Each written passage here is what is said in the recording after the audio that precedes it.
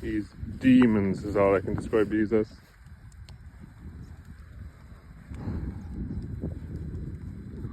Pushing up against the wire. But they were in there. There's actually the first field that they have grazed and not broken out of, because it's fully fenced all around with bull wire like that. They were locked into it. This one here, same story now, fully fenced all around with bull wire and they're locked into it. But there's a bit more fencing we want to do. This one here, where it joins that field over there, is temporary wire. See them in here. They'll just probably break out.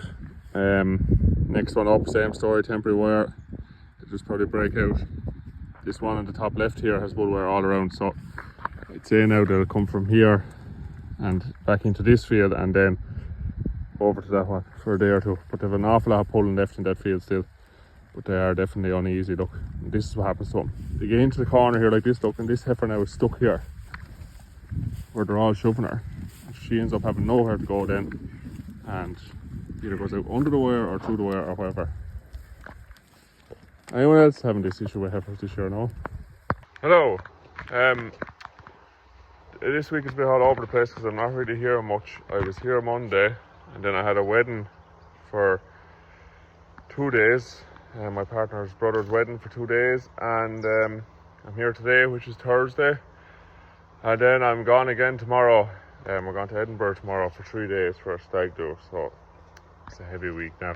But the lads have been flat out slurry while I was away. I haven't been talking to them this morning now yet, but looks like they're finished. Looks like this tank is empty here, and the other tank on the other unit is empty as well, so great to have two of them empty now. Obviously they'll have to be emptied but before the closing date, but that'll only be once more, so you know, sometime before the 1st of October or around the 1st, they'll be all empty to the floor again. I'll have some fertiliser to put out today. There shouldn't be cows out here now, and I have some fertiliser to go out today, and we also want to tighten the cover on the silage pit there. It's put in a week now today, I think. Wednesday, yeah, I think that's a week, so it has sank a bit. We'll go give a look at it here now. Now, so you can just see there, that's how much it has sank. Actually, that overlap plastic there, so it's about 6 inches probably, or 8 inches, all to be expected. The grass is fairly green going into it, and then wagon silage, you have a little bit more, of a sink goes on because it goes in a bit looser than silage harvester silage, because the chop length is longer, so it's a bit bulkier. It's about the same on the sides there. If you were to pull that down, I'd say, yeah, about 6 inches there all over. So we'll go back after breakfast and we'll lift these bags up, put them on tops of the walls, and just pull the cover down and wrap it nicely along the wall, put the bags back down. We'll just give a look at the other side here as well.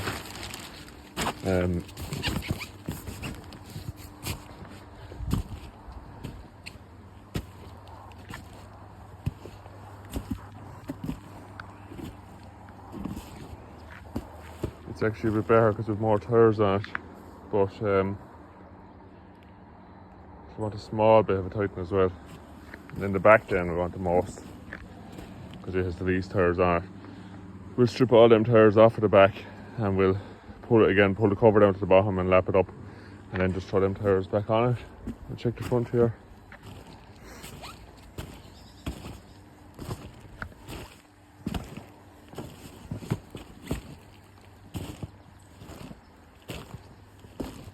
The front will be good because it has tyres on it everywhere. Yeah, the front is fine.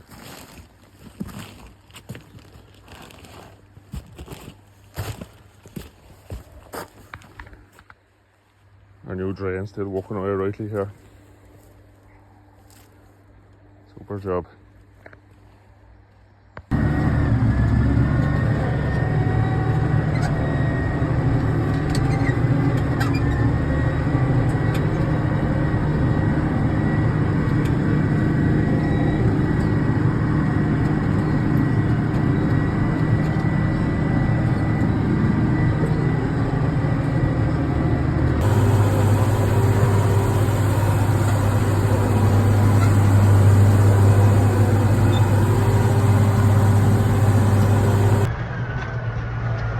grass update.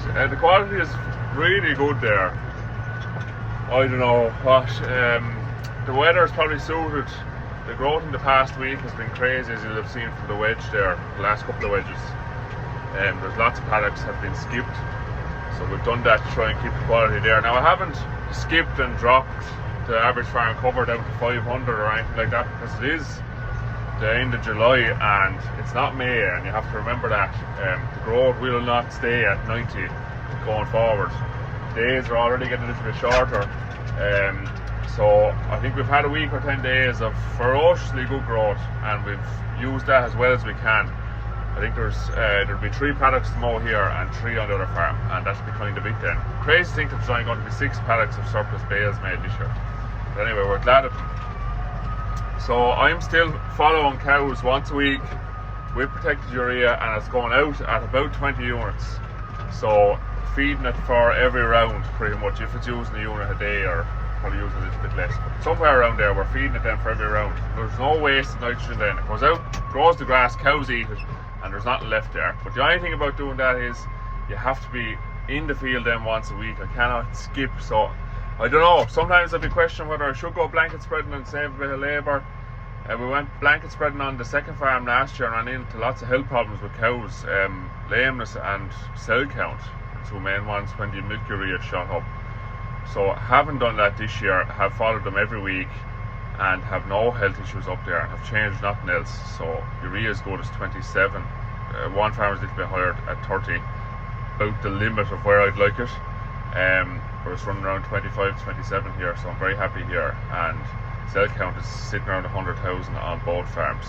So 20 units protected urea at the minute, and we'll continue that there. I'd say, well, I'll talk to the advisor next week, but I'd say we'll just keep at that until the first week in September, maybe last week in August, first week in September, and we'll review them. We'll either blanket spread one round of the whole place, or if the place looks like it looks at the minute and looks like there's plenty of nitrogen there, we might just close it up, finish up. Let's say either that, or we might blanket spread at a rate of a bag of urea, maybe about 30 units or 40 units at the end, and that'll do us. But 6 paddocks, yeah, 6 paddocks to do today, 4 here and 2 on the other farm. But we just want to go down here now and move these heifers before they move themselves like they normally do. They've been very good, so let's reward them by giving them more grass.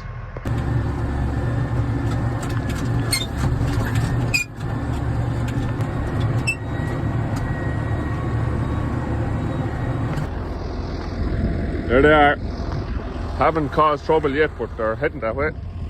So they're going to come up. They've this field grazed, and the only one that's permanently fenced that I can safely let them into while I'm not here over the weekend is this one here. So we can let them out with the way the fence is done now, the gates are right beside each other. Great job. One person can move heifers on their own now. So we'll let them into this field, and they should follow me out through this gate, and then I'll lock them into here. So I'll just open this now and leave it open.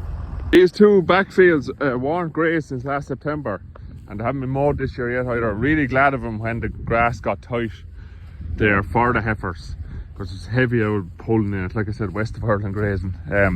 But they have a good job done on both of these now. So they've this one grazed, and you can see there's savage regrowth. They might not actually want to leave that too handy now, but really good regrowth there. They will graze this one as well when they're finished up there, but myself and Sid want to fence that ditch bounds in the field inside there, because if they come in there they'll just go through that. So that should keep them between that one and this one. Between that one and this one should keep them happy until myself and Sid get that fenced on Tuesday, and then they can graze this, and we're going to mow that one on the right there, and the 2 fields on the inside of that will be mowed as well next week. Now hopefully, I think the weather is looking up. All right, girlies. So this corner here never used to have gateways in it. If you wanted to get into that field up there, they had to go into this field next and then into that one, nightmare. Or up through the corner up there and into this one, and then out through this one. But it's just really nice now having these gates all here, dead handy for someone, like I said, on their own. Well, they're 50% of the way there now. If I call them now, they might follow me over, but they're just lovely, fresh regrowth, and that will be eager enough to stay in there. Come on, girls, sucks. They're coming on their own. Come on, girls, out you come. I can't really run with this ankle, but come on, sucks. Good girls. Come out. Ducks. Ducks. That's it, be clever, yeah, come on now. And I'll get back out on this side now, or they'll all run up and down along the wire. Go back. Go down there. Go down there. Typical heifers, my God. Hey, come on. Hey.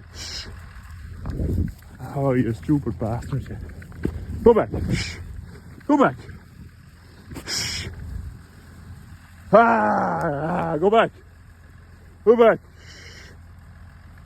Yeah. Hey. Bull just walked over now, obviously.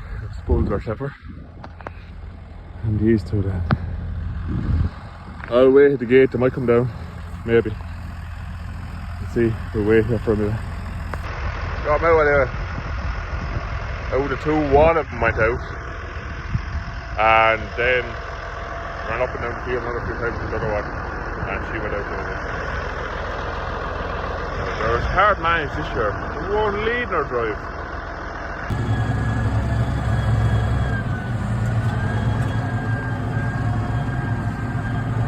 Happy, all very happy. We'll continue with the spread. I'm not happy, I'm more out. The exercise got in now before the stag.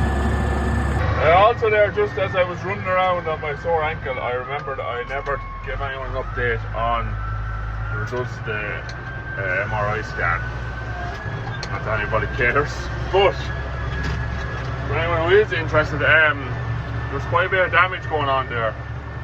So the main ligament that runs down the outside of your ankle joint, there's a 40% tear in it. The main ligament that runs down the inside of the ankle, there's a 25% tear in that. And then there's one ligament that goes around your ankle joint like a cable tie and it sort of holds it all together. It's completely torn across. And then there's some tendons then running down on the top of your foot to your toes. Some of them are damaged as well. And then there's severe bone swelling in the entire joint. So I'm still in pain with it. And as far as I know, well, I've been referred now to a specialist in Vincent, so a foot and ankle specialist, so we'll see what he says, but I'm not finished with it yet. It could be a bit of hassle now with it. See, running around, I feel like that now wouldn't help the situation. What can you do?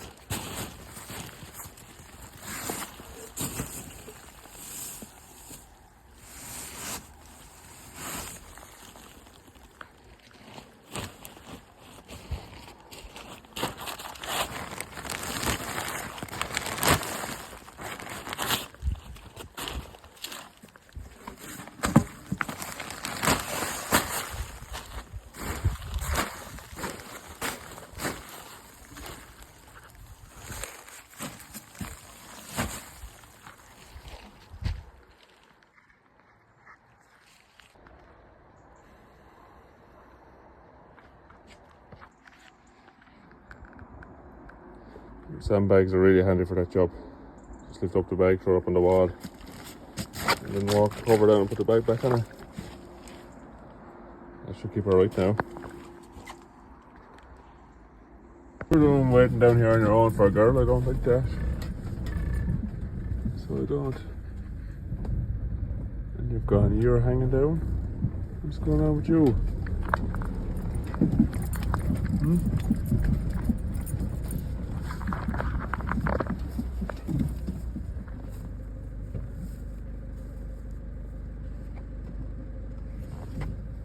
Look very good, does she? I'll give a look at her when she comes into the yard here, but I don't really like to look at the quarter there, back right. It's a bit hard looking, so maybe it's something now as simple as she's mastitis, but I don't know. She's kind of a slow out cow because she's a pet anyway, and her ears are usually hanging down, so I don't know. I'll have to wait and see here. So she's in now and she is eating, and this, I was right about the quarter anyway. She has mastitis there. So sometimes cows can be just that soft and they can just feel that it's pretty bad there now. So you can see it there. So sometimes cows can just be just that soft and feel that sorry for themselves that they can look that sick even just when quarter off. So we'll treat her for that, and we'll see how she is in the morning. If she's not any better in the morning, then we get the vet for her, but I don't think she'll need it. I'd say we'll give her a Sinulox injection now, and I'd imagine she'll be perfect tomorrow morning. Okay.